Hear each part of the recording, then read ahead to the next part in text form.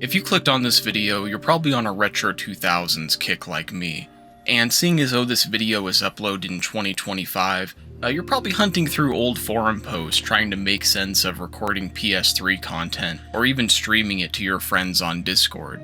So today I'll be showing you how to do just that and make your console gameplay look great too. Now keep in mind that this is not an in-depth guide. This is simply a step-by-step instruction on how to make the screen on your PlayStation 3 visible on your computer. Now with that being said, let's jump into the shopping list and be prepared for some sticker shock. To do what I'm doing, you are going to need a decent PC or laptop, you're going to need an Elgato HD60, the PlayStation 3 unit itself, a U9 HDMI splitter, an MClassic upscaler, and of course a TV. To keep everything simple, I'm going to go ahead and link all these products below, and if you're watching this in a later point in time and these links no longer work, I urge you to do your research before you buy the next best thing.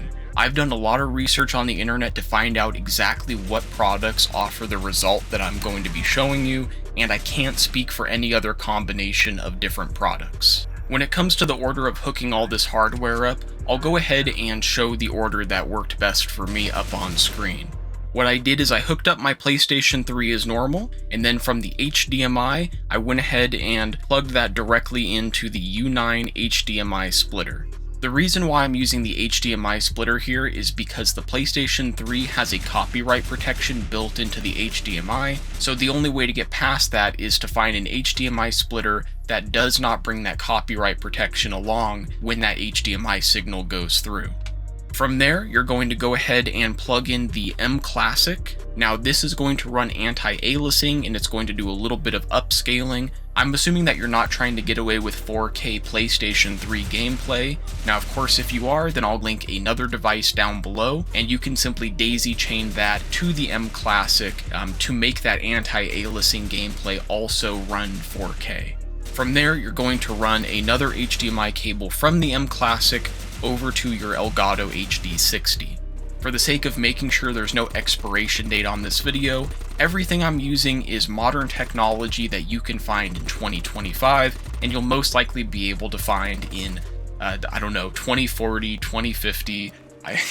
Honestly, if you're watching this in 2050, then I imagine finding a PlayStation 3 is going to be the hardest part of this. And then when it comes to the Elgato, you're going to hook this up as normal. You're going to plug in the USB cord from the Elgato to the laptop, and then you're going to run the HDMI over to the TV. Now going over a couple different hiccups I found when hooking all this up, oftentimes you will find that when you switch games or when you first plug the Elgato in, you may get a no signal or you may get a black screen on your laptop when you open up the Elgato software. The easiest fix I found to this is to simply unhook the HDMI that's plugged into the TV and then plug it back in.